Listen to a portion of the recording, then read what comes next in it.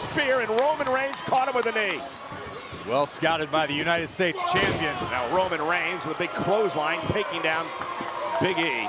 Doesn't want to be in that corner with Kevin Owens and Chris Jericho. And a tag was made. Wily veteran Jericho taking advantage of the opportunity. Again, the rules, you don't have to tag your partner to get into the matchup. Roman Reigns no longer legal. Jericho and Big E are. Look at Kevin Owens. In the corner. Yeah. Brilliant teamwork.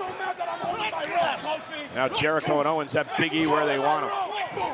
And Jericho had a chance to become a champion last week, challenging Roman Reigns for the United States title. Didn't work out too well, so a second chance now to walk away with some gold. Corey, you've been a former tag team champion. I bet you've never been in the situation that New Day's in, but let me ask you, you already had a big match tonight. You already won. You already thought you made history. Now you've got to regroup and go out and battle again against four of the best superstars in the game today. How do you mentally